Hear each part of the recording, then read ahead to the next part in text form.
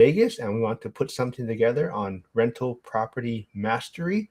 And I just want to give Emily a shout out. I see Emily here. She was on my live stream this morning, but I didn't even know. But I did see a video. She was on David Green's podcast. So if anyone wants to check her out, go check that out. I believe that just came out about an hour ago. But yeah, Jacob, good to have you on. And maybe quickly give the audience who weren't in Vegas a little recap on who you are.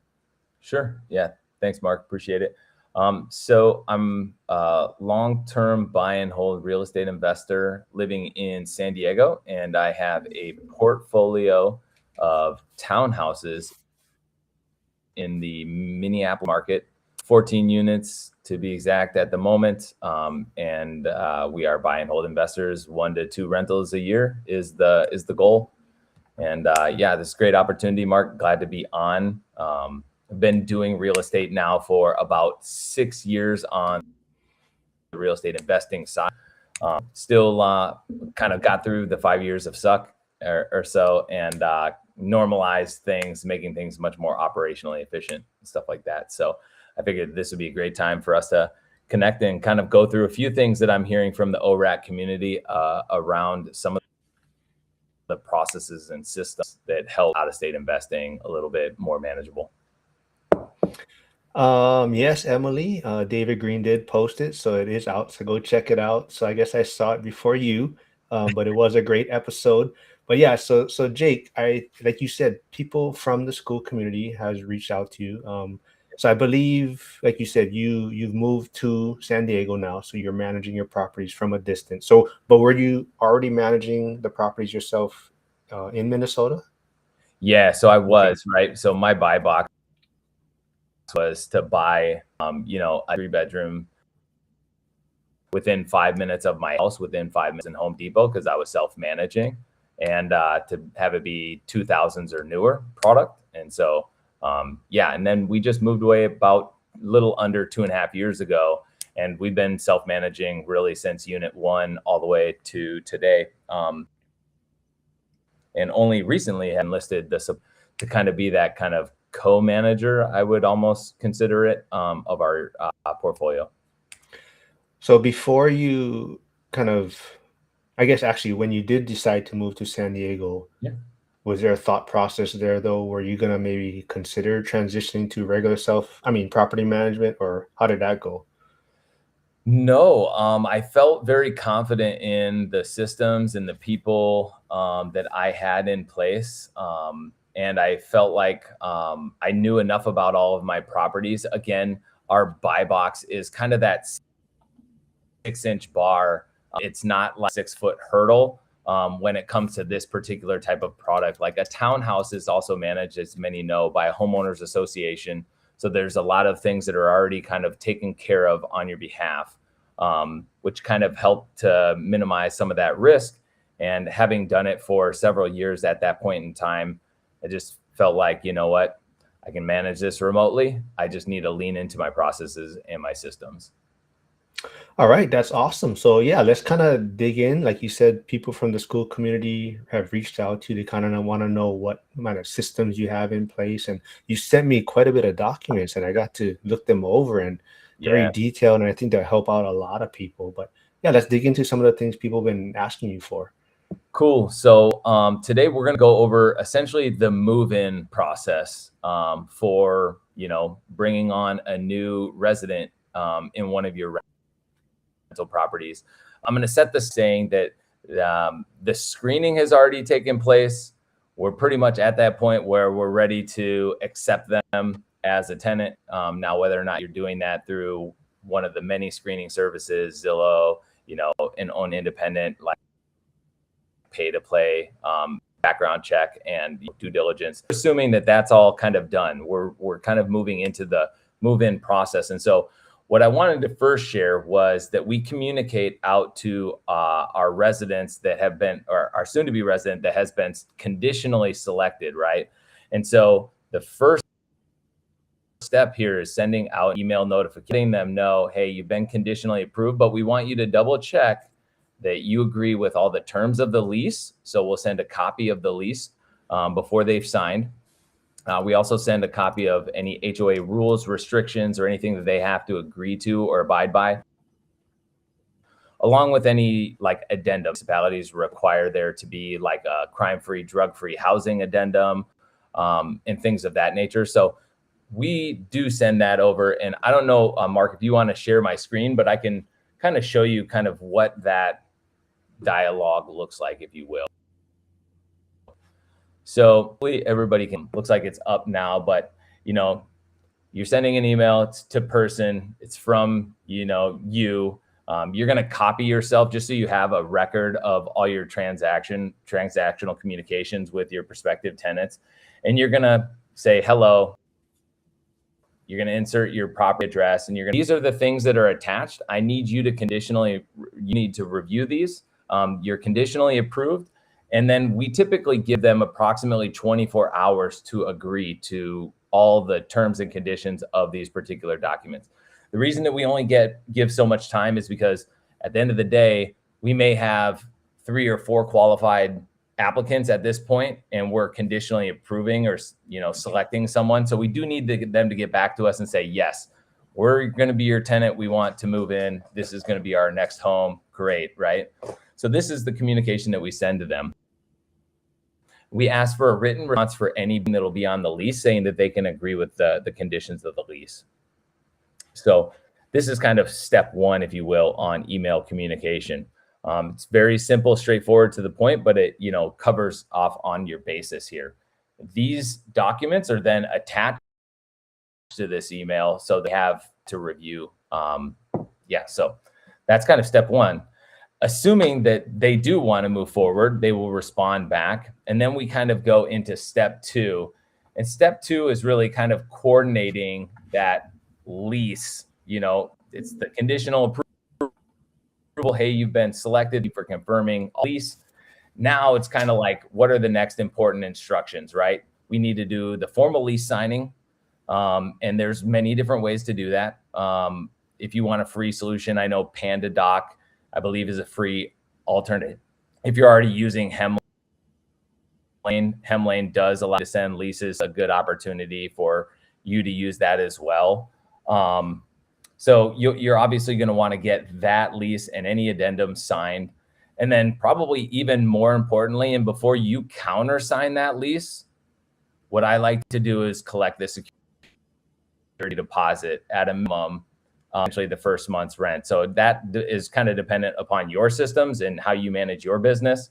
But before I countersign the lease, I do like to collect the security deposit. Okay, Jake, there's a question from Flavio from Grandview, Washington. He's asking, where can you find these documents? So is this something you provide for people, or is this yours for yourself only? Yeah, so I'm happy to provide them to anyone. You can reach out to me and we'll provide contact information. But on my Google Workspace, I do have a dedicated folder for the ORAC community, and, you know, really anybody out there in the REI ether that, you know, is a go-giver and really could take advantage of some of these resources. We do try to share those. So please reach out and we'll get you access. The one thing I do ask is that if you download these resources, please make them your own. Go ahead and remove my logo, or maybe I'll just update and remove my logo.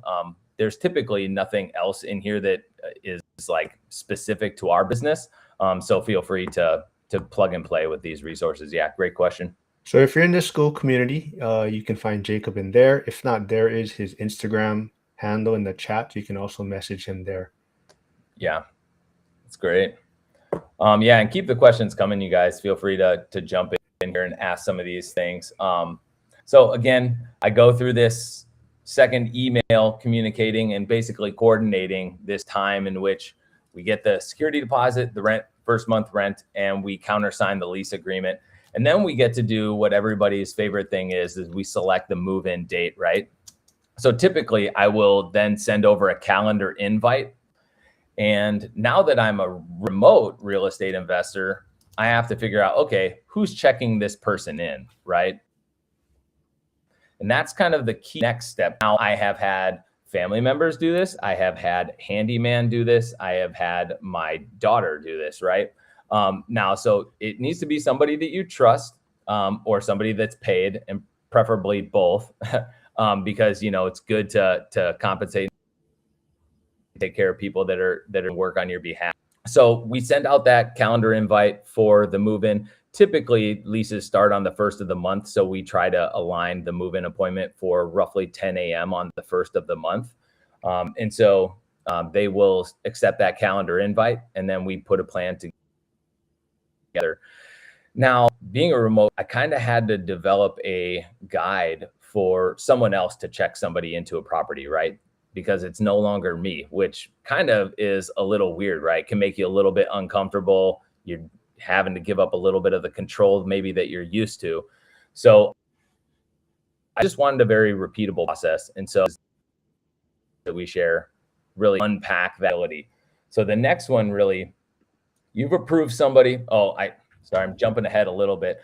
We always like to send like a formal letter saying, hey, somebody's been approved by the company. And we do this along with sending them a copy of signed commitment and also an electronic copy of the HOA rules, regulations, and any addendum. So that's an important note. It's always good to send over a countersigned copy of the lease agreement to any of your new tenants that are moving in. So here's our approved tenant application letter, letting them know that they've been approved. We list out their new property that they're going to be living in, kind of where they're coming from. So you state their current address. And then again, the terms of the lease. Typically for us, a first time lease is a 2-year lease. So we kind of insert the start and end dates of that lease. We'll talk about your monthly rent approval letter, and then anything like that. So that's well on that you just brought up. So you prefer 2-year leases, or what's the thought process behind that? Yeah, so that's a great question. So I think it's super important to just kind of understand who your customer is. So our properties are what I would consider B. Folks that are choosing to move into our units tend to be either retirees that are downsizing and have owned for many years and have sold their place and just want less maintenance to manage themselves, or they're a millennial that truly want to own, doesn't want the responsibility of maintenance and repairs of units. And so typically speaking, and to minimize turnover, we have been quite successful at doing 2-year leases to start with. To me, that's kind of minimum amount of person in a property before I have to worry about potentially having vacancy. Gives me a little bit more flexibility there as far as planning. And then typically, Mark, what we do, at least in majority of our leases now, is we have an automatic renewal clause. Now check with your state, city, county, possible if you can do that, and how much notice you have to give during that renewal period. But majority of our leases are automatic renewals after that 2-year lease period, for 1 year at a time going forward. Okay, cool. Yeah, good question. So we got an appointment, and let's say it's our handyman that's checking somebody in. So like, well, what are they doing? What is their cheat sheet? How do they know what to do? Right. Yeah. It's a little more than just giving them a set of keys, right? Saying good luck, right? That's kind of a recipe for disaster. You do want to be organized around them. What we do or have done is really kind of built out this appointment procedure. You can basically say this is the file that you would want to print off and have in hand for whoever's checking in your tenant. And so prior to the tenant appointment, right, prior to them showing up, right, you're going to want to get somebody in the property, your handyman that's doing this appointment, turning on all of the lights, going out to the mailbox, removing any mail that is no longer, just anything addressed to the new owner or to the prior tenants. So go ahead and remove that. That way they're getting a fresh start. And then you also want to be removing any lock that you have on the exterior of the property, right? Pretty soon that's not going to be necessary for the time being. And if there is a spare key, you're going to want to obviously give that to your, at least in our portfolio, we have our handyman, our primary point of a set of keys for all of our units. So that's pretty important as well. Next thing is they got to be pleasant, right? They're going to be checking in somebody that's going to be to their new home. So we typically have them print out their acceptance letter and a lot of these other resources that we'll step through. Primarily the property details guide, and it's a super important document. Let's through that here in a second, but then they need to know what they're doing. They're going to be giving over property access. So again, that's where you're going to be giving keys, preferably 2 sets of keys. And you can make it very clear to tenants, what the financial cost of losing a set of keys and what the process is for getting a new set made. Typically, we're handing out 2 sets of keys, 2 garage door openers. Not everybody's got garages or what have you, but that is at least for our portfolio. Oftentimes we do have keypads on the exterior of our units because people have kids that want to come in after school or something like that. It's very helpful to have. Another helpful thing, for your handyman to know what that garage code is so that if they do need to access an emergency, it's available. So additionally, then our handyman or our representative will do a room by room walkthrough with that new unit. And so being kind of the condition of the unit, typically speaking, before this appointment happens, we will walk through the entire unit and record it, video record, and capture that video recording of the condition and upload that to our Google Workspace so that we know exactly what it was at the day of move-in. I think that that's really important. Cover your assets for any sort of future issues that you would have. But again, if you select the right tenant, hopefully there is no tenant issues. And then what we also do is, because it is very difficult in the moment, everybody's just excited. We tend to give people grace about 2 weeks to notice anything off about their unit. If they see any damages or anything like that, we'll let them kind of relay that back to us within the first couple of weeks. Now, could they ding something? Could something break in the first 2 weeks? Sure. But it does show a degree of and goodwill if you're able to kind of give them a little bit of additional time to really get settled in with their property. And then obviously our handyman is going to also, and that is a part of the lease agreement, like that check-in, making sure everything's in great condition and working. We'll also have them review the appliance package that's in the property so that they know how to utilize all of the appliances. Not everybody is familiar with a gas stove. Not everybody is familiar with, a front load washer machine or where the filter is on a front load washer machine. So these are things the handyman has, showcase, especially around quarterly maintenance and things like that. The tenant is going to have to know about their property, right? So you were originally self-managing in Minnesota, or no, so there was no property management ever involved from the beginning.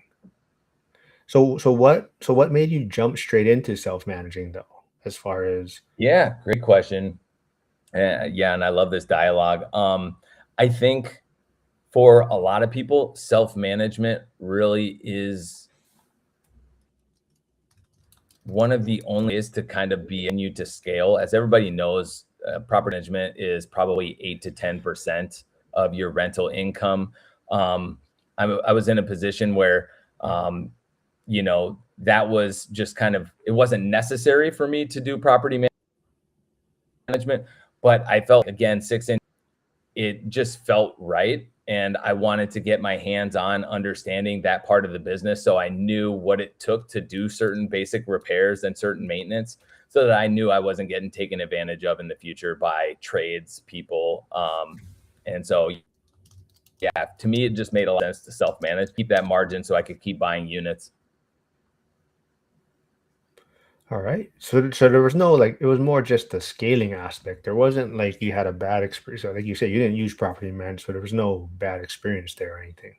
No, there was no bad experience. I just felt like, at that stage in my investing career, it felt to me like I would be losing control. And apparently I was kind of a control freak at that stage in my investing career. And I'll say, as you scale, you need to relinquish some of that and rely on others. But for this point, it was about the margin, saving the margin and reinvesting and kind of, wanting to be in control of it. So. Troy Roberts is here. Troy says, "What's up, Mark and Jacob?" He said, "This guy is going places, y'all." Yeah, I've been chatting with Troy. Hey, Troy, thanks for joining the live stream. It's great. I think it's really just helpful to, again, give back and kind of unpack some of these, resources for the community. So, yeah, it's great. All right. Like I said, anyone, if you want these documents, if you're in school, reach out to Jacob there. If not, I will put his Instagram handle in the chat also, and you guys can message him there if not. For sure. Keep going here. Our handyman will then review mechanicals. This is probably one of the most important things that you can do with your residents, especially if there's any sort of major emergency. Either they smell gas or, say there's a flooding event in one of your properties. It's important that they understand what mechanicals are and how they operate. As a matter of fact, here in about a month, my handyman is doing our 6-month walkthroughs in our properties, and I'm coming out to do that. Actually, I'm flying back to Minneapolis to do that, especially on the last day. I like to do those 6-month walkthroughs for a new tenant. Met the tenants before, but in this next round of 6-month walkthroughs, I actually bought the tags from Amazon so that we could tag in all of our units the main water shutoff for both cold and hot water, the main gas shutoff, in very clear tags, right, for all of our units. And I think it's just an ounce of prevention there is going to be probably key to saving both the tenant and ourselves some frustrations in the future. So you also, I think you did have a post in school also earlier this year. There was some water monitor, right? You posted also.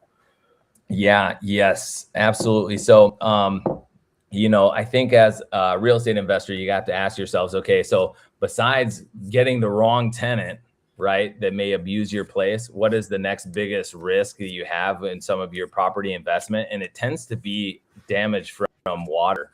And so for pennies on the dollar, you can buy a bunch of water sensors that are just there to be incredibly loud in case water does hit them. And we, in each of our properties, probably have about 10 of those sensors under every sink, in every mechanical room, next to every water heater and water softener, washer machine, etc. And so it has been something that I will say we learned our lesson on, and we implemented process there to make sure that these are at all of our properties.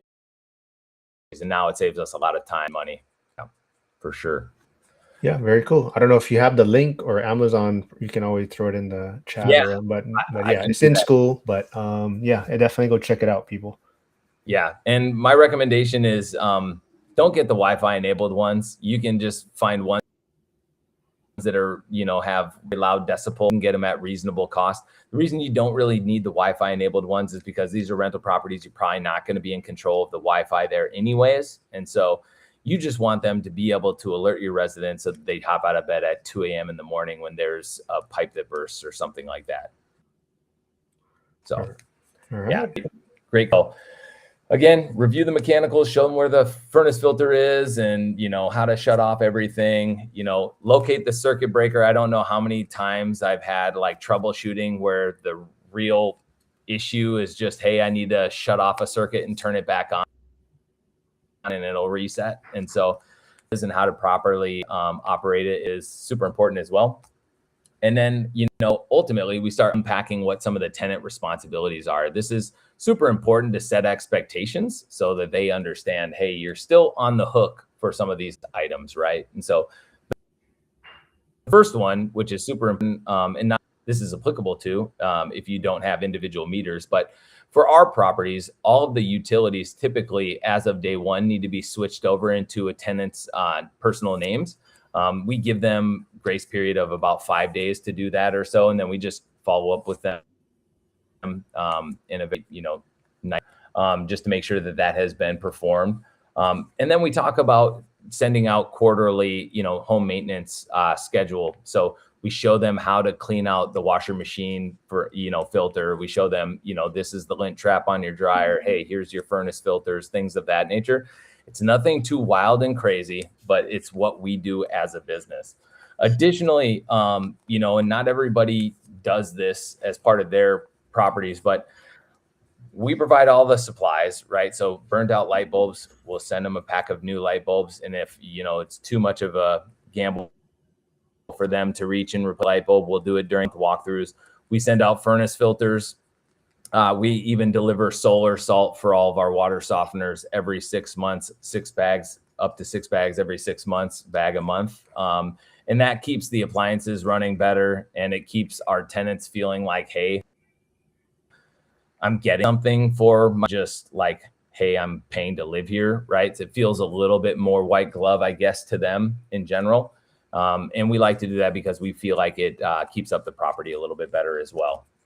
So we go through the tenant responsibilities, and then, we also let them know when they're plan on hearing from us, right? They're like, you don't want to be someone that checks them in and then it's like, okay, I expect my rent checks and I'm never going to talk to you again, or you're probably never going to hear from me again. No, you just need to kind of give them the 411 on when they're going to hear from you. It's typically a reminder a few days before when rent is due. We send out automated reminders letting them know of that. Now we are all in, our portfolio is all in HOAs. And so we do also potentially and periodically get notification from our HOAs of a non-compliance issue. And so when there are those non-compliances, it's written into our lease. The tenant is, and thankfully we're really proactive about it. And usually the corrective action is just a warning, and then they get back on track and we're all good. So that is another time that they'll potentially hear from us. And then obviously we have to give them advance notice if we're going to access the property. We'll let them know, and then quarterly emails on maintenance, and then throughs, and then that's pretty much it, unless there's a community announcement for our HOA. So sometimes they'll send a notification if there's going to be a big snow event. We'll forward that to our tenants and just say, hey, you might want to move your cars or what have you. So we try to be good communicators there as well. And or a lease is going to auto renew or conclude, we will reach out to them as well.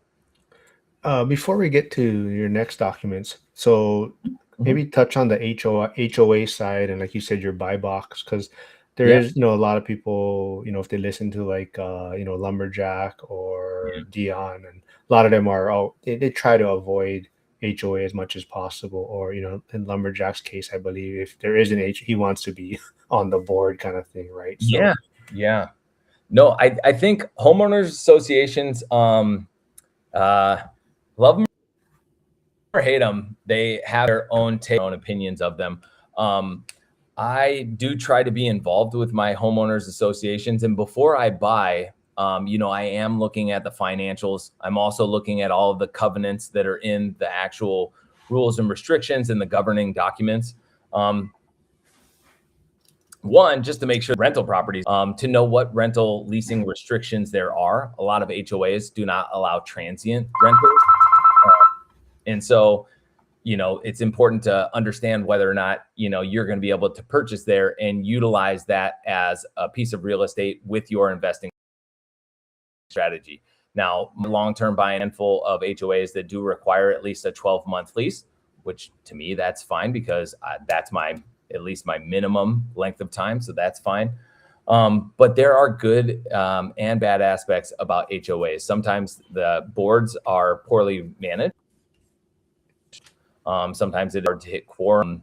And quite honestly, there are certain challenges with trying to get on a board and trying to right the ship, if you will, if you get into a homeowners association that isn't run very well. Sometimes you have to be patient, wait for time, and work with some others in the community. But in general, I think homeowners associations really do their job in keeping up property values and keeping up the appearances of the communities themselves. So I see there to be more benefit than harm. Now, I will say those that are mismanaged, HOA dues can be very expensive. Spend money on things that are not required. So it's about bringing a degree of reasonableness to that board and informing through your votes. So yeah, I've had quite a bit of experience on that. I'm currently on 2 boards right now. Ike Hobbs, firefighter out in Kansas, he was at the Vegas event also, but he says, I missed the first 10 minutes, so you may have answered this, but are you using a PM software like Doorloop or just using systems in Google Workspace? Yeah, great question. So, the technology stack for any self manager is super important. I definitely use Google Workspace, have great folder structures, good organization systems, and a few spreadsheets here and there. But I am also utilizing Hemlane for property management, maintenance requests, things of that nature. I'm also using Stessa from an accounting platform, tracking of it and profit and loss, tax package, stuff like that. But majority of the property management communication, I would say, with my residents prior to Hemlane was done via Google Voice number, not my personal number, but a Google Voice, and through email for the most part. So yeah, great question. Did you only join Hemlane when you started out of state or remote management? No, I started it after I ran the Minneapolis Real Estate Investors Meetup in the Twin Cities, and when I moved, a friend that was also attending regularly, and in that small group meeting, 3 or 4 folks had started transitioning their portfolios over to Hemlane, and so I figured I would give it a call and have a conversation there and figure out what the benefit is, and that switch over to Hemlane. The biggest benefit that I find from Hemlane is not just the maintenance requests tracking that. It's really the follow-ups that they do with the tenants and the communications, depending on which tier of service you have. But to me, that's probably worth the cost. Yeah, sure. Right, and did you look into any other platforms that he mentions, Doorloop and other things, or just You know what? strictly went into Hemlane? I did not, because it had a referral, and I tend to trust those folks. But yeah, I do tend to agree. Typically, you like to look at 2 or 3 options out there, and sometimes works and fits really well. I just go with it, and so I haven't had a reason to look elsewhere yet. So I'm pretty happy so far. All right, yeah, me too. So I think there's a lot of people that use Hemlane. Yeah. I think people use Turbo Tenant, Rent Ready. I know Yep. Matt uses Doorloop, I believe. But yeah, there's a lot of great systems out there, and like you're saying, you just got to see which one might have the features that you're looking for, right? Yeah. And kind of also got to meet your budget too, right? There's always a cost impact sometimes of both time and financial. So anyways, this is the move-in guide that, our representative will do. Now, there are some resources that they will have on hand that they're going to also step through the particular tenant with. The first one here, or probably the most important and key one here, is the property details guide. And so this, again, you add the address here. It gives a solid summary. It's like, hey, box keys, and it'll tell you the mailbox number, right? 2 front door keys, 2 garage remotes. If there's a front door keypad, the reset default will be in there and displayed so that they know kind of what it starts as, and they can obviously change it themselves. And then it tells them, hey, what days are trash or recycling collected. In some communities, they're not on the same day, and sometimes they are the same day, but every other week for whichever one it is. Additionally, for the property management company, this is where we inserted Bridging Tenants contact information, right? This is how you get a hold of us if there's any issues. All of our unit associations, so if there were to be an actual HOA issue, we tend to provide them the contact information there as well, but we ask them to route majority of that through us, right? And so we like to give them an understanding of the community that they are in. So probably one of the most important pieces, which we go over very clearly, are utility providers, right? We want these switched over within the first week. And if you make it easy for them, giving all them the contact information here, it really boosts the fact that they're going to get it switched over in a very timely manner. So I think that really helps a ton as well. So having this printed and one of our units right inside the door, we kind of buy one of those like little mail holders or whatever that has a few hooks on it. So we put the sets of keys on that, the garage door openers on that, and then we put a copy of the printed lease document, any addendums, the printed copy of the HOAs, and then also a copy of the property details guide and their welcome letter, just so they have it all in one place. They can't be like, hey, I never got this, you know what I mean? And it kind of saves a bunch of headache in the future, really, for the most part.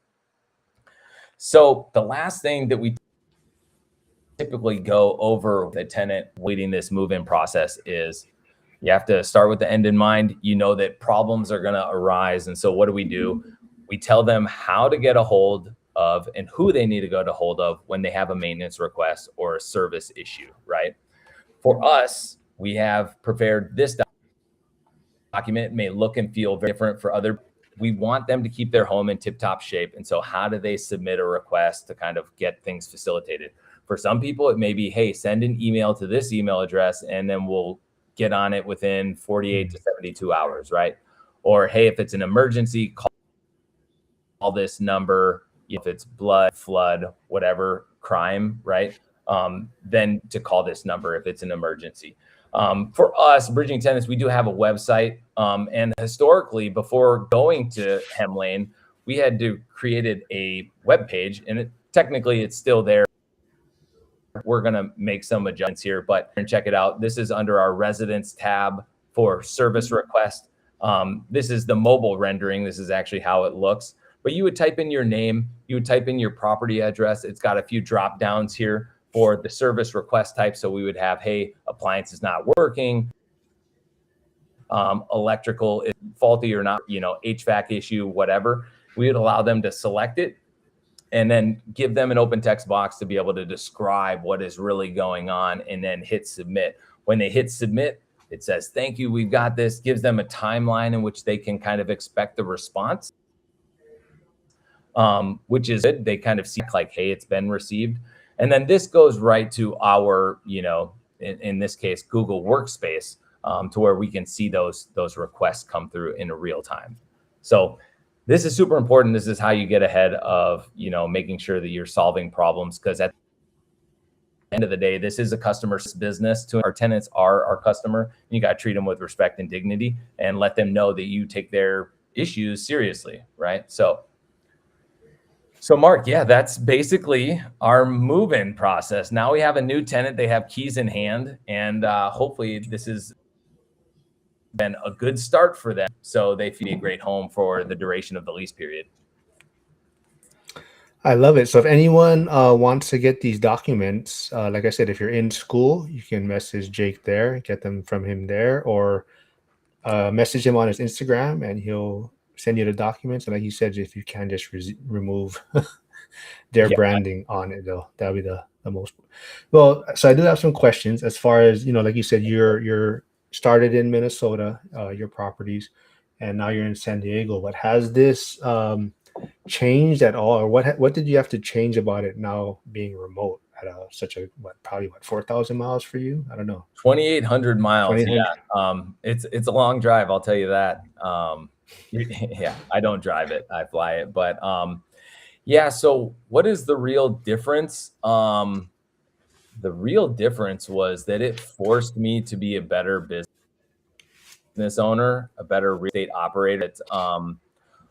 When I was able to just jump in my vehicle and drive down the road, it made it so much easier for me to just own that issue, but it didn't allow me to let go of control. And when you let go of control and you trust other people in the systems that you've built, you really can focus your time and effort on monitoring your buy box, or optimizing your portfolio and doing other things that really are more valuable for your time. And so that's probably been the biggest change for me, is letting go of some of those tactical things and being a little bit more big, trying to do next, and writing offers. Yeah.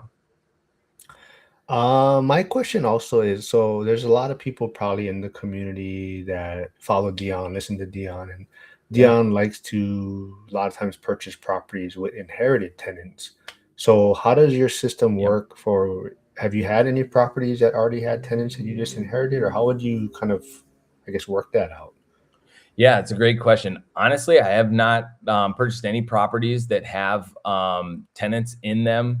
Um, if I did, I wouldn't be opposed to it. At the end of the day, because of my buy box, I'm trying to do a very light rehab. And so, more than likely, what I would do is I would leave them in place and kind of put together a plan or a strategy for how am I going to do a minor value add.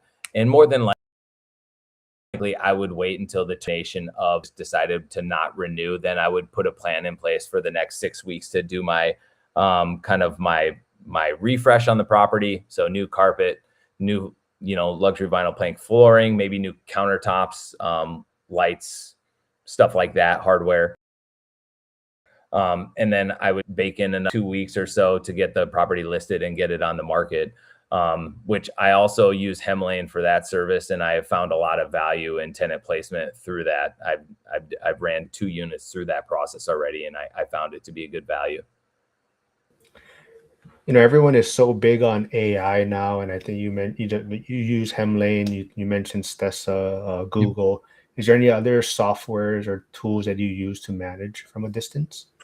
Yeah, it's a great question. I think the most important tools that I utilize on a day-to-day basis are Stessa to make sure that I'm being a beat on what a profitable business owner and running things efficiently. Hemlane for sure, just to keep pace with the tenants and the interactions with their properties and any sort of maintenance requests. Google for everything, Google Workspace, right? You do need to keep really strong, accurate records, especially around taxes and things of that nature. Your workbook, if you don't have a workbook on how you strategize and kind of manage your business, you probably should have a spreadsheet that's got, hey, this is my income from each of my rental units. Hey, this is my cash flow. This is all the money I'm spending. Your accruals, if you don't, your taxes and insurance. Those all those things really have to be ticked and tied in a well documented and kind of clean way. So I definitely lean into that as well. And then I also use Wix because I have a website, and so that an important as well. And I think that just kind of lends to legitimacy for your residents to realize, like, hey, yeah, and by the way, one important thing, Mark, that I didn't mention here is that I've never introduced myself typically to my residents as Jake the owner. I'm just Jake the property manager, and I've always been known as the property manager. And typically that gives a degree of separation, which is very helpful in managing units. So it's like if they're late for rent, they don't come to Jake as the owner.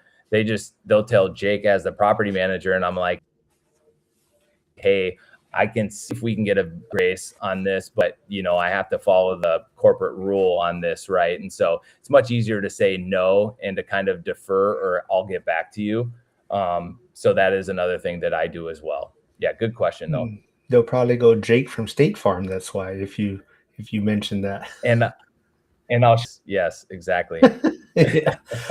So do you think this process can work for someone with only one property? Should they try this whole system that you have now? I wish I had it with just one property. I think at the end of the day, you only have so many cycles in your day, and even if you're at one property, I don't think that this is too complicated to plug and play. I would say, take what works and what fits for you, and I would try to apply it. I would say if you just are starting out and you have one property, I'd say the most important thing you can do. So really hone in on your screening process. Make sure that you're getting someone that is really going to be a good fit for the property. Yep. What surprised you the most from managing from afar? Going Because to be you also said too that you're kind of hands on. You think, right? So yeah. so what has been the biggest challenge? Well, the first part of it, I'll say that I thought it was going to be a lot harder than what it is. I don't think it's as hard as what I had in mind. And then I would say, as far as the biggest challenge, I would say just making sure that you have depth in all of the different areas of your business. So it's like, hey, have a backup handyman, have, a couple of plumbers, have people that you can rely upon that can be called weird hours. So that's kind of where Hemlane kind of steps in as my backup. I have my preferred dream team, and then I have them that I can leverage as well.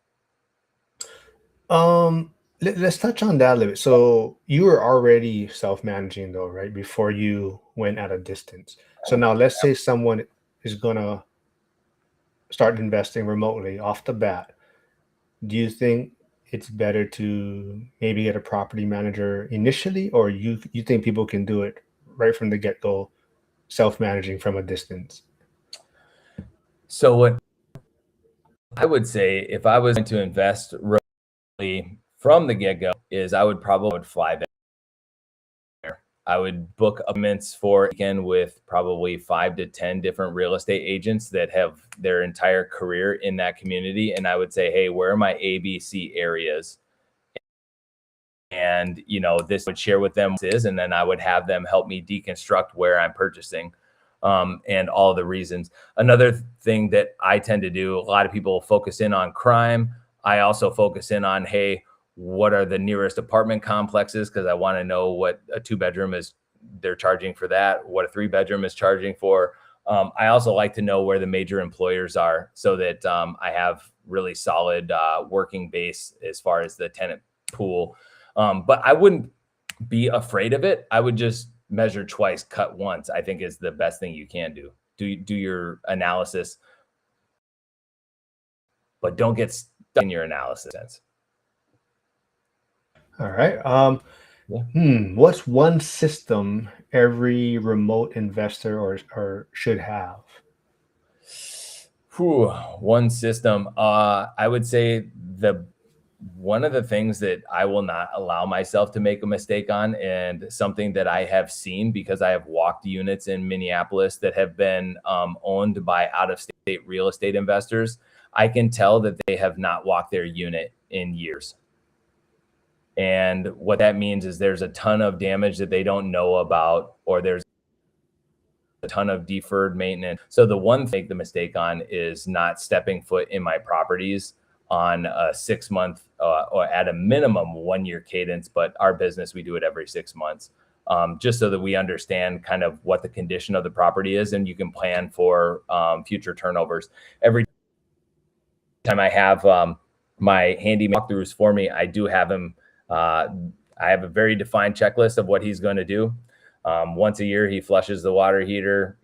Once a year, he'll pull out all of the, sinks, the drains in the sinks, make sure that they, are cleaned out, etc. So, like, all I know is process without keeping eyes on the property. Things can really degrade quickly, and a lot of times people don't realize that, hey, I'm not hearing from my tenant; they must be doing great. Or it's, hey, I haven't heard from them because they have something to hide. And, that's probably a reality that we all want to try to avoid. But sticking your head in the sand is not going to solve that. Cool. Yeah. So why Bridging Tenants also? How many, well, is there a certain reason you chose that name, or just Yeah. That's a great question. So Bridging Tenants is my second or third business that I've ever created or owned. And the way I look at rental real estate is, I do believe in a nation of people also owning property in the long term. And so it's like, hey, I do know that, but there's a point in time and a place for rental property. And I view this as providing a service, and I'm bridging them from either where they're coming from or where they're going to. And this may be a stepping stone for them. And so to me, Bridging Tenants just made a lot of sense. And, again, asset protection, do an LLC, it just made the most amount of sense for us. And I think the moniker rings well. And yeah, it's what we're known for providing. Yep. see Charles wants to stir the pot a little bit because Charles is saying not stepping foot on the property. So he's trying to rile me up because he knows that I have never stepped foot in my properties. So Oh, so yeah. So well, all right. Well, Mark, get out to those units, or have your handyman give you that written report, right? And do a video walkthrough. well, so I yeah, mean, see, there's right? different. Yeah, exactly to your point. So that's the thing that, well, but for like Charles, I think his issue would be more as like he like kind of like he's hands on, right? Yeah, So yeah. someone else or a video walkthrough wouldn't be enough for him, right? So I think for him when Well, he good. hear, yeah, For sure. I mean, there's nothing like, I mean, at the end of the day, like I totally understand being a control freak on some of those things. But it just control freak and that just doesn't scale all the time, especially when you're trying to grow and do different things. And so you do have to place a degree of trust, but now and then, to your units. I will say that I outsource all of my walkthroughs to my handyman, except for the last day of walkthroughs. And those are the ones where I've never met the tenant before, or it's had a turnover and I haven't been there since the turnover was completed, or their property and I want to validate for myself that it's really been repaired properly. So there still are some circumstances where I do it. but you're also probably visiting friends and family when you go back, right? I do have a network back there, yes. See, So, nah. and I also, mark locker there with all my tools still, right? So every time I buy a unit, I book a ticket. I fly in on the day before it closes. I go to sign. I get the keys. I drive over. I rent a truck. I drive over to my storage locker, and then I get all my tools and my air mattress, and I live in that property for 10 days. I renovate it, and I get to go back home. So not everybody is gonna do that, but I guess, a little bit different in that sense. Yeah, see, Flavio agrees with me. I see my properties on Zillow every day. So but yeah, like I said, it was great meeting you in Vegas. That was your first Yeah, event for Zuber, right? won't be my last. Yeah, I'm already making plans to be there this next year. Well, it's close for you. That's why it's not like it's a journey for I you. did It's drive over. closer than your properties. That is true. That is true.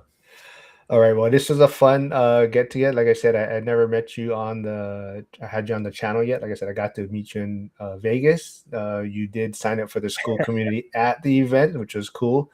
Yeah. What sleeping bag do you use? Yeah. Yeah. No, Oh, I have multiple colors and luggage there with all my clothes I can wear and not have to worry about getting dirty. So yeah, very funny.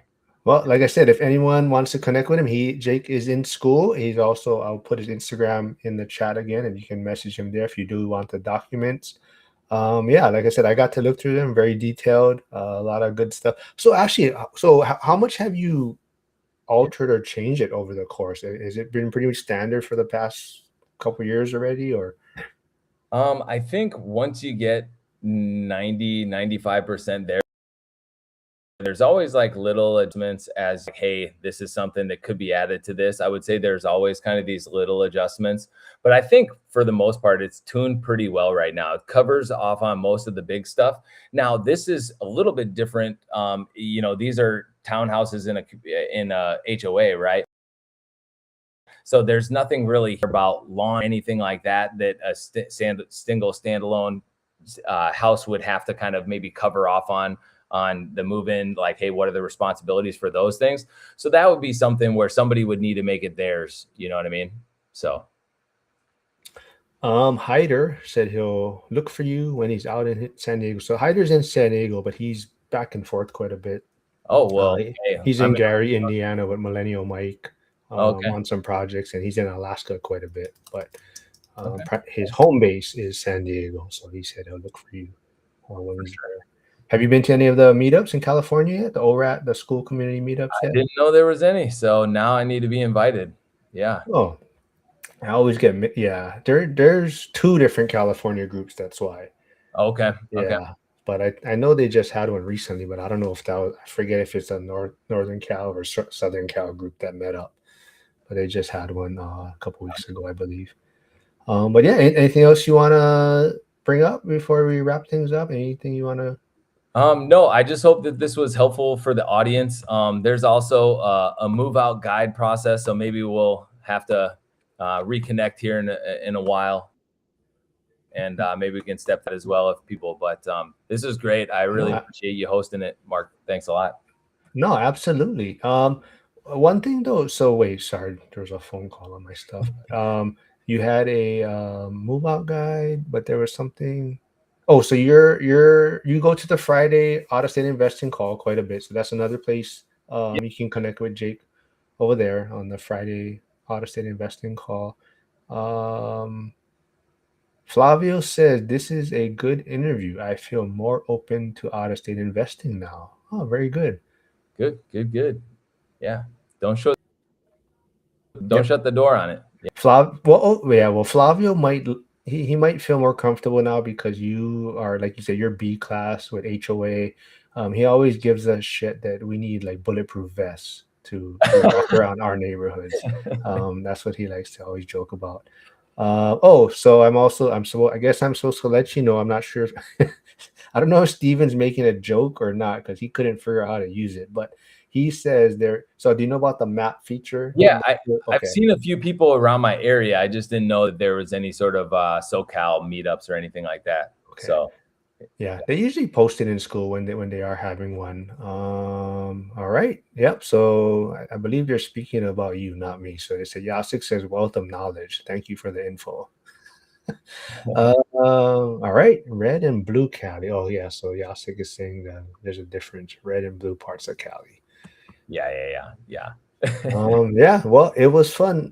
Yeah, this I think if anyone, you can always message me too, and I got the doc. I don't know how much more documents, but they're very detailed and I think very, very helpful out there. So people will probably put them to use. But actually, you know what? Real quick though. So Hemlane, what you're on the base, or I'm you're I don't think you're I'm on the on their highest. top tier, so I'm at their highest tier, and it makes sense for me to do that. And probably the reason that I think it makes the most amount of sense is just the automated reminders on rent collection and things like that that just make my life a lot easier. I also have them send out my quarterly maintenance request, do all of those things. I also pay for eviction shield just in case. Yeah, So I have yeah, that. yeah. So wait, so the top tier, because I was on it before. I don't use the top tier anymore. So Yeah. only the top tier sends out rent reminders? No, I don't think so. I think top Oh, tier, basically what it does, the additional step that it provides is access to their portfolio of maintenance yeah, contractors okay. and different things of that. And so they'll route it on your behalf, right? Okay. So yeah. Do you also, and I think it's kind of new because I only recently I started using it. Do you have your handyman and stuff already in the I platform? do, yes. All of Okay. my tradespeople are the Yeah. primary that I have them go out on site. Majority of what I have, even if it's a small leak under a sink, I don't send out my plumber. I send out my handyman. And I've actually met with and actually had conversations with her so she knows how I like my properties to be kind of managed with my team. Yeah. Yeah. The one I think I talked to Dana about it the other day when we did our live. The one thing that almost messed me up was I didn't know for the messaging part of it, now you can separate, like, do you Oh want to yeah. just send it to your, and Just I didn't Hemlane know. or Hemlane and your tenant, right? I Yeah. didn't know it was a new feature, and I almost sent Yeah. it to my tenant. And I was like, "Oh shit!" Yeah. You gotta be a little bit cautious there. But I see Steven Yeah, asked about eviction shields. That one's just, it's really about, if your tenant is, say, past due, they will start that communication. And it's not just like pinging somebody via text message. They have an actual person that will call them and kind of say, hey, unpack what's going on. Everything okay?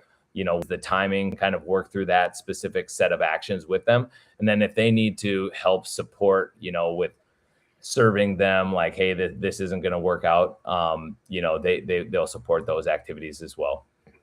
yeah. So yeah, it's kind of like why Dion also likes to start the process early Yeah. He wants to see if the tenant does need any resources to help with their situation. So that's kind of what Eviction Shield also does. It lets the tenant know, hey, we can if there's any resources you need for assistance, we can connect you with blah blah blah, so and so.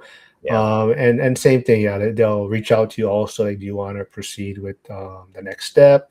Send them a notice. So yeah, Eviction Shield does work out great. A lot of times I don't think my tenant pays attention to it at all, Sure. but it is it is showing that you are making a effort to connect and keep them. Paper trail. Yeah. Yep, for So sure. Yep. but yeah, a lot of great information. Yeah, I love Himalayan also. If anybody has a question, throw it in the chat before we wrap things up. And I will be back tomorrow at 9 a.m. Pacific with Bitcoin Nick. So we're gonna Nice. catch up. It's been a few weeks since we've been on. We had a power outage in Hawaii, and then he was at March Madness. So we skipped last week. So we're gonna catch up and see where Bitcoin is at. But yeah, thanks for doing this, man. Glad we got to connect on this. We'll get you back on. We'll do like you said, the move out checklist next time. Yeah. And if anyone wants all this information, reach out to Jake in school, and I'm sure he will provide it for you. But everyone, thanks for tuning in for this special Friday live stream. Thanks for hosting, Mark. Appreciate it, man. All right, man. You can hang out after. I'm just going to end the stream.